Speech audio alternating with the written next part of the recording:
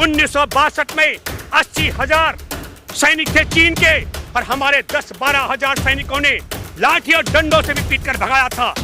5 मई 2020 से गलवान घाटी में कब्जा करके बैठे चीनी सैनिक 6 जून 2020 को हमारी सेना का कमांडर उनसे बात करता है। उसके बाद देश का प्रधानमंत्री बोलता है न कोई घुसा है न घुसाया है, न हमारी सीमा पर कोई कब्जा है किसी का।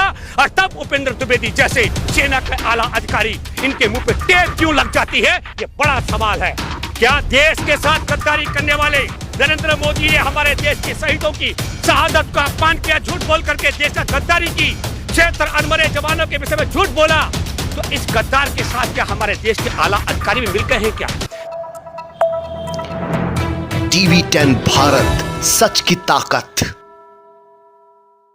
नरेंद्र मोदी ने हमारे देश के शहीदों की शहादत का अपमान किया, झूठ बोल करके देश का गद्दारी की, 76 अनमरे जवानों के विषय में झूठ बोला, तो इस गद्दार के साथ क्या हमारे देश के आला अधिकारी भी मिल गए हैं?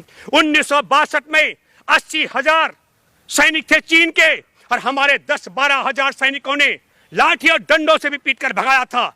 आपको मैं बताना चाहता हूं, गलवान घाटी जहां अक्साई चिन्ह, जहां बर्फ का इलाका शुरू होता वहां तक खड़ा था। हमारे सेना बहादुर है, इसके लिए कोई सवाल मैं खड़े नहीं कर रहा हूं। उपेंद्र द्विवेदी के इस पीओके को लेकर के 1971 की लड़ाई में हमारे देश की बहादुर सेना ने 83,000 पाकिस्तानी सैनिक और अधिकारियों को सिलेंडर कराया था और पाकिस्तान ने 2 टुकड़े किए थे। यह वीरता का इतिहास हमारे सेना का है और हमको यकीन है कि सरकार अगर आज पीओके को वापस लेना चाहती है तो ले सकती है हमारी बहादुर सेना, लेकिन ये भाषण से नहीं, इसके लिए हमारे सेना को आगे बढ़ना था। तब मैं सवाल कर रहा हूं कि सवाल हमारे देश की इस बहादुर सेना का 5 मई 2020 से गलवान घाटी में कब्जा करके बैठे चीनी सैनिक 6 जून 2020 को हमारी सेना का कमांडर उनसे बात करता है और 15 जून को वही चीनी सैनिक हमारे 20 निहत्थे जवानों को पीट पीट कर मार डालते हैं और क्षेत्र को अधमरा कर देते हैं। तो यह बात सार्वजनिक होनी चाहिए कि सेना के कमांडर ने क्या बात की थी चीन के कमांडर के साथ कि उसके बाद उन्होंने हत्या कर दी। 3 जुलाई को 2020 का मैं जिक्र कर रहा हूं, हमारे देश के राष्ट्रीय सुरक्षा सलाहकार अजीत डोभाल ने चीनी विदेश मंत्री के साथ में वो क्या चर्चा की कि हमारे जवानों की हत्या के बाद भी चीनी सैनिक वहीं डटे रहे। क्या कारण है? 1962 में 80,000 सैनिकों को खदेड़ने वाली वह बहादुर 12,000 सैनिकों की जो विरासत है वो चीन के सामने ढेर क्यों और पीओके के आगे पीओके को लेकर शेर क्यों? ये सवाल मैं कर रहा हूं और इसलिए भी कर रहा हूं कि 5 मई 2020 से लेकर के गलवान घाटी में डटे 16 दौर की वार्ता होती है, भारत सरकार गिड़गिड़ाती है, पर हमको यह भी सोचना पड़ेगा कि जो शेर बोलता है पीओके को वापस लेने के लिए मेजर जनरल उपेंद्र द्विवेदी, तो सेना के आला अधिकारियों का हिम्मत क्यों नहीं पड़ा जब 15 जून को हमारे जवानों की हत्या के बाद और क्षेत्र के अधमरे होने के बाद उनकी लाश, उनके जो जख्म थे शरीर पर, उसके बाद देश का प्रधानमंत्री बोलता है न कोई घुसा है न घुसाया है, न हमारी सीमा पर कोई कब्जा है किसी का। और तब उपेंद्र द्विवेदी जैसे सेना के आला अधिकारी इनके मुंह पे टेप क्यों लग जाती है, ये बड़ा सवाल है। क्या देश के साथ गद्दारी करने वाले नरेंद्र मोदी ने हमारे देश के शहीदों की शहादत का अपमान किया, झूठ बोल करके देश का गद्दारी की, 76 अनमरे जवानों के विषय में झूठ बोला, तो इस गद्दार के साथ क्या हमारे देश के आला अधिकारी भी मिल गए हैं क्या? मैं इसलिए कहना चाहता हूं मेरे प्यारे देशवासियों, भुखमरी के मामले में हमने अफ्रीकी देशों को पछाड़ दिया है। भुखमरी के मामले में, बेरोजगारी के मामले में 45 साल का रिकॉर्ड तोड़ दिया है। हमारे देश की 42 करोड़ आबादी गरीबी की रेखा के नीचे जी रही है और राजधानी दिल्ली के लोग मलमूत्र का पानी पी रहे हैं। और फिर हमारे देश में जो सबसे अहम सवाल हैं, मैं मानता हूं इस समय राहुल गांधी पार्टी से अलग हट करके देश में भारत जोड़ो यात्रा कर रही है, बहुत जरूरी है। और मैं इसलिए कहना चाहता हूं, अब मेरे मन में बड़ा सवाल है, क्या गुजरात का चुनाव इस प्रकार भाजपा के पक्ष में करने के लिए हमारे देश की आजादी की 75वीं वर्षगांठ पर देश की वह बेटी बिल्किस बानो, जिसके सामने उसकी मासूम 3.5 साल की बच्ची की हत्या कर दी गई, उसके मां और बाकी 2 महिलाओं के साथ गैंग रेप किया गया, उसकी उनकी हत्या कर दी गई और स्वयं बिल्किस बानो के साथ गैंग रेप किया गया। और उसके बाद देश की आजादी की 75वीं वर्षगांठ पर देश में दंगाई बलात्कारी हत्यारों को रिहा करके अगर गुजरात के लोगों ने बिल्किस बानो के बलात्कारियों को, दंगाइयों को और बच्चों की हत्या करने वाले दंगाइयों को अगर उनकी रिहाई पर वोट दिया है तो यह शर्म की बात है।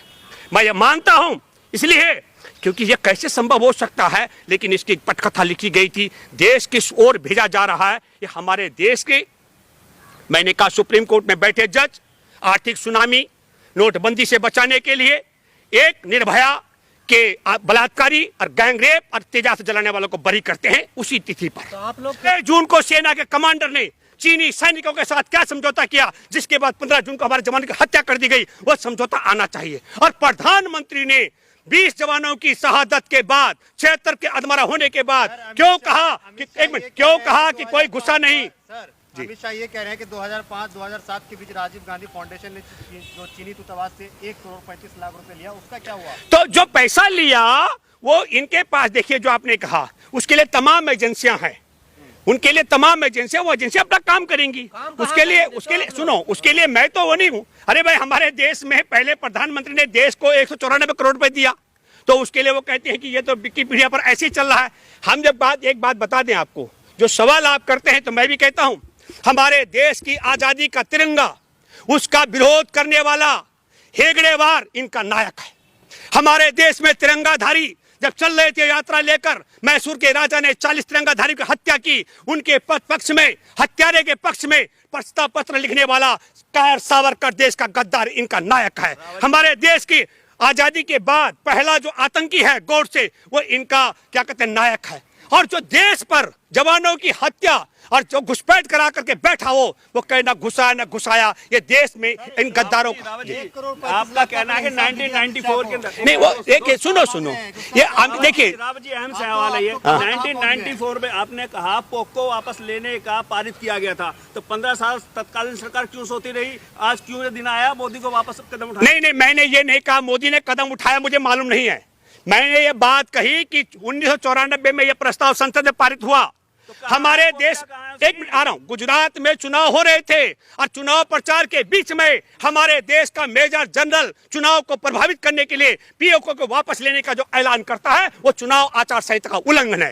राजीव कुमार ने कहा एक गुजरात में 2 बार चुनाव करा रहा है, 2 चरण में, और कहता है एक देश एक चुनाव के लिए तैयार हूं, ये आचार संहिता का उल्लंघन है। सुप्रीम कोर्ट के जजों का उसको बचाने का षड्यंत्र है, मोदी को आर्थिक जो सुनामी तबाही उसने की है। तो जो आप कह रहे हैं, मैंने ये नहीं कहा, हम कह रहे हैं सेना के अधिकारियों को बोलना नहीं था, करना था। पर इन सेना के अधिकारियों ने जिन्होंने जो कदम उठाए पोको लेने गलत है क्या ये? मैंने कब कहा?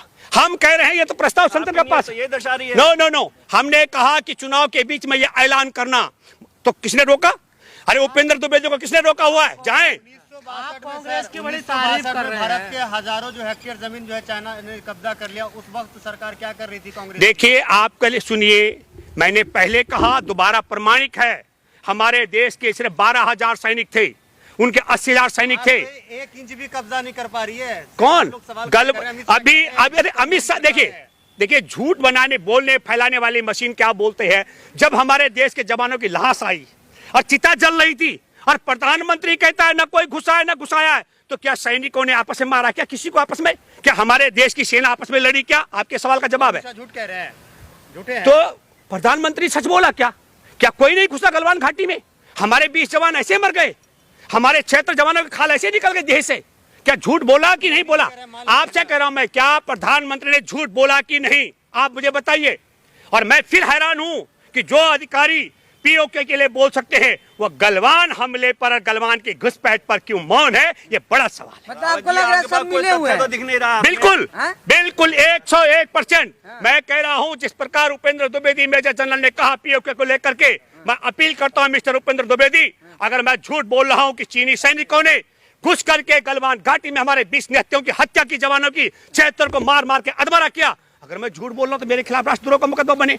और अगर मैं सच बोल रहा हूं तो डूब मरो शर्म के मारे, तुम भी तो सच बोलने का साहस करो, ये मैं बोल रहा हूं। आप कांग्रेस को इतना अच्छा बता रहे हैं, रवि किशन कह रहे हैं कांग्रेस की वजह से मेरे 4 बच्चे पैदा। अरे भाई देखिए सुनिए, अब देखिए वो महिला है, महिला पर देखिए, मैं रवि किशन ने अपनी पत्नी के चीर हरण का, चरित्र हरण का जो आरोप लगाया कांग्रेस पर, देखिए मैं फिर अगर कहूंगा तो इनका आइकॉन है, आज सुनो, पेशेवर बलात्कारी आसाराम, वो इनका बापू है नरेंद्र मोदी का, हमारे अरे बापू है। हमारे देश में बलात्कार हत्याओं के मामले पैरोल पर बाहर आया हुआ जो अभी आया था 40 दिन के लिए, उससे आशीर्वाद लेने वाले, उसको पिता बताने वाले, और जो संत है चिन्मयानंद नग्न हो करके उसकी वीडियो वायरल हो रही है, इनके देखिए आप समझिए, इनके यहाँ महिला का न कोई स्थान न सम्मान है। जब से आरएसएस का गठन हुआ तब से लेकर एक भी महिला आरएसएस की मुखिया नहीं बनी है।